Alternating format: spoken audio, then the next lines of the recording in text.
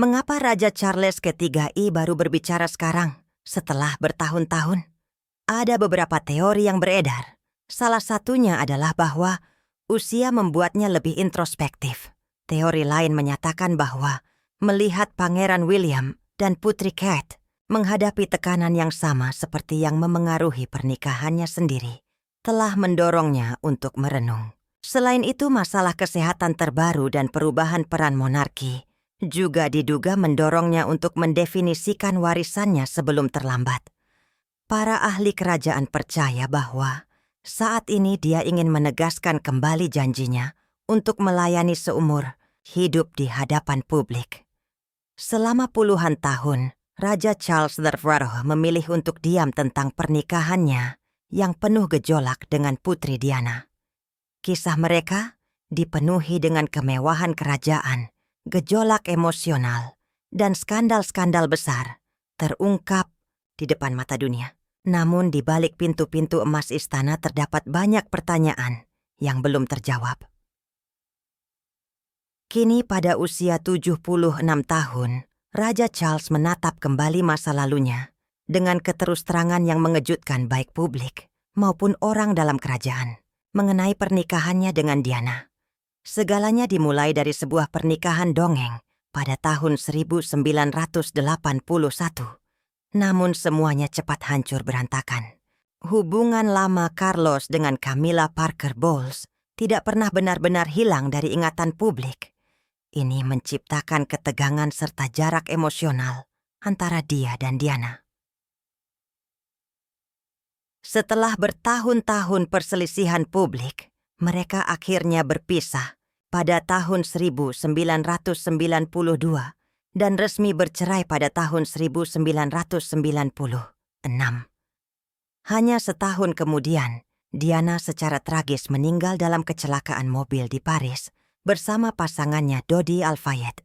Selama bertahun-tahun setelah kematiannya itu, Carlos tetap diam. Namun kini muncul pengakuan baru.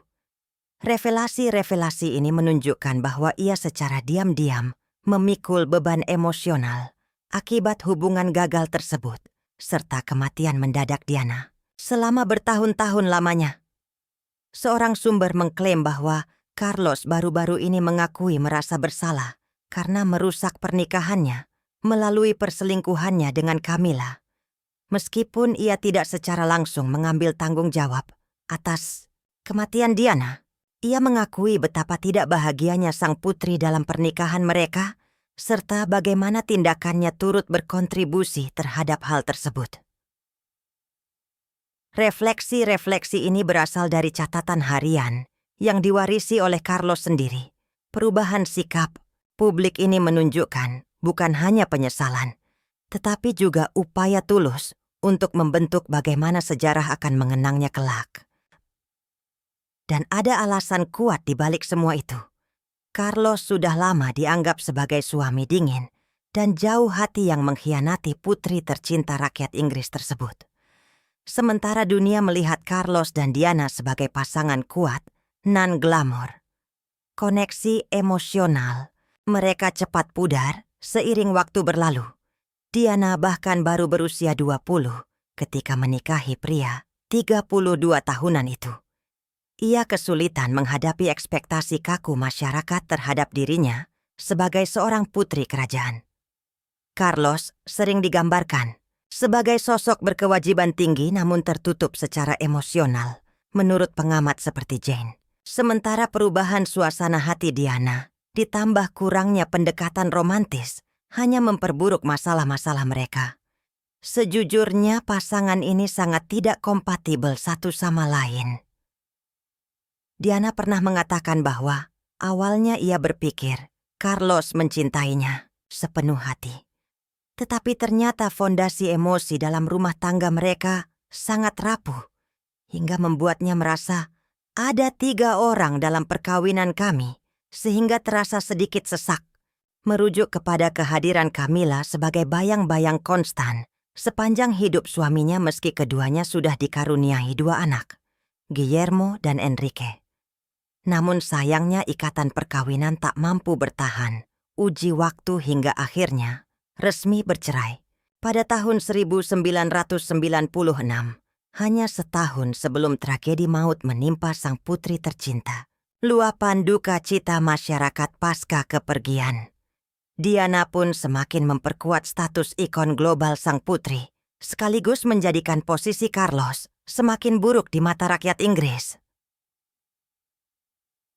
Salah satu momen paling mengejutkan terjadi ketika raja memberikan nasihat tulus kepada anak sulungnya Guillermo. "Utamakan keluargamu terlebih dahulu dibandingkan aku," kata raja kepada Guillermo sambil menekankan pentingnya keluarga dibandingkan ambisi pribadi semata. "Perhatikanlah baik-baik, wahai anakku. Tidak ada hal lebih penting daripada keluargamu sendiri.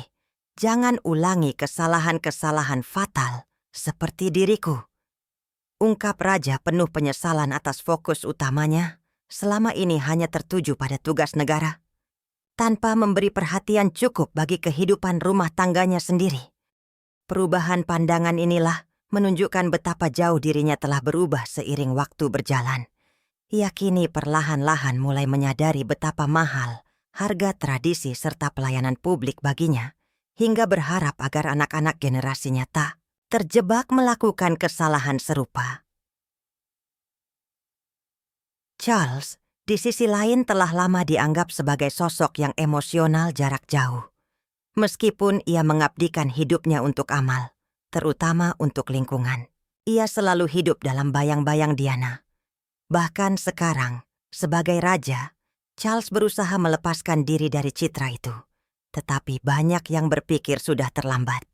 Diana telah tiada, tetapi pengaruhnya terhadap monarki, anak-anak mereka, dan opini publik masih lebih kuat daripada sebelumnya. Bertentangan dengan apa yang mungkin dipikirkan orang-orang, sebuah surat tulisan tangan dari Charles, Evita, Guillermo, dan Catalina dipuji karena mampu menyeimbangkan tugas kerajaan dengan kehidupan keluarga nyata. Namun bahkan pernikahan, mereka pun mengalami beberapa masalah menurut sumber-sumber dalam istana. Kata-kata Carlos tampaknya bukan hanya nasihat seorang ayah, tetapi juga permohonan untuk mencegah sejarah terulang kembali.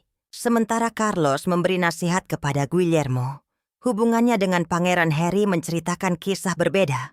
Diana memiliki hubungan emosional dekat dengan Harry yang menunjukkan banyak sifat hangatnya, kerentanan emosional, dan rasa keadilan yang kuat setelah mundur dari tugas kerajaan dan pindah ke Amerika Serikat bersama Meghan Markle, telah membuat hubungan Harry dengan keluarga kerajaan semakin tegang. Sumber-sumber mengatakan bahwa Charles menyesali sikapnya yang terlalu emosional, jarak jauh saat membesarkan Harry. Kesalahan ini mungkin telah mendorong Harry menuju pemisahan total. Renungan Charles tentang perannya dalam penderitaan Diana juga berkaitan dengan cara ia membesarkan anak-anaknya. Bagi banyak orang, ini menyoroti dampak rasa sakit yang tidak terselesaikan dan penekanan emosi dalam keluarga kerajaan selama beberapa generasi. Hampir 3 dekade setelah kematiannya, ingatan tentang Putri Diana masih menghantui monarki. Karya kemanusiaannya serta kelembutan dan kerentanannya menarik perhatian orang-orang di seluruh dunia. Dia adalah anggota kerajaan pertama yang menyentuh pasien AIDS tanpa sarung tangan, berbicara terbuka tentang perjuangannya, serta terhubung secara mendalam dengan masyarakat biasa. Setelah meninggalnya, Diana menunjukkan seorang pria yang dilanda kesedihan mendalam. Dalam surat 3 halaman yang dibagikan Charles kepada seorang teman tersebut, ia menggambarkan kekosongan tak tertahankan setelah kematian Diana. Di dalam surat itu, Charles menulis tentang kebingungan dan rasa sakit kehilangan seseorang di usia muda seperti itu. Bahasa surat tersebut sangat mentah dan kuat. Ini adalah sisi raja yang jarang terlihat oleh publik.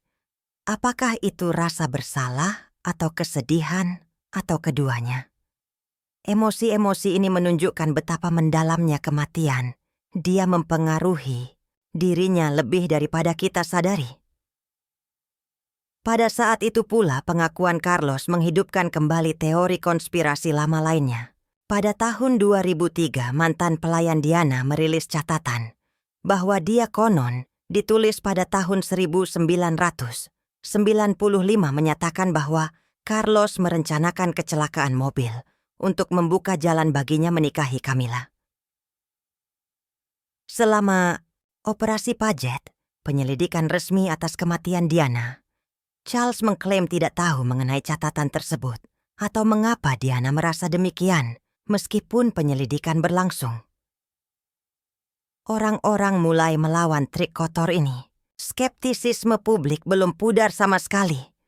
Refleksi diri terbaru Carlos, meski disambut baik oleh sebagian kalangan, juga membawa bagian-bagian sejarah nyata lainnya menjadi tidak nyaman. Di jantung cerita ini terdapat Camilla, sekarang ratu, yang dulunya dianggap wanita kedua. Dia perlahan-lahan menemukan tempatnya di kenyataan. Namun banyak orang masih melihat dirinya dengan perasaan campur aduk. Camilla dan Charles bertemu pada awal tahun 70-an, lalu hubungan mereka berkembang sejak saat itu. Keduanya melanjutkan hidup masing-masing menikahi orang lain, tetapi romansa mereka terus berlanjut bahkan setelah meninggalnya Diana. Carlos dan Camilla akhirnya mempublikasikan hubungan mereka secara terbuka sebelum akhirnya menikah pada tahun 2005. Citra publik mereka berkembang seiring waktu. Bagi siapa saja mengenal Camilla menggambarkannya sebagai sosok hangat, penuh humor, serta down to earth, merakyat. Dia telah menjadi pasangan setia bagi Carlos. Beberapa percaya bahwa dia mendorong keterbukaan terbaru sang raja sementara lainnya berargumen keberadaannya justru mempertegas ketidaknyamanan publik terhadap warisan Diana. Apakah sudah terlambat? Akankah publik pernah sepenuhnya memaafkan Charles atau setidaknya melihatnya dengan cara baru? Banyak orang masih skeptis dan menganggap komentarnya sebagai upaya terencana untuk mendapatkan pengampunan. Di sisi lain, ada yang percaya bahwa dia benar-benar berusaha menjadi raja yang berbeda. Bagaimanapun juga kisah Charles kini bukan hanya tentang mahkota. Ini tentang seorang pria yang berjuang untuk berdamai dengan pilihannya, keluarganya, dan wanita yang terus membentuk warisannya. Jika Anda menyukai video ini, jangan lupa untuk memberi like dan subscribe ke saluran kami jika belum melakukannya. Bergabunglah bersama kami di lain waktu untuk video menarik lainnya mengenai berita terbaru tentang keluarga kerajaan paling terkenal di dunia.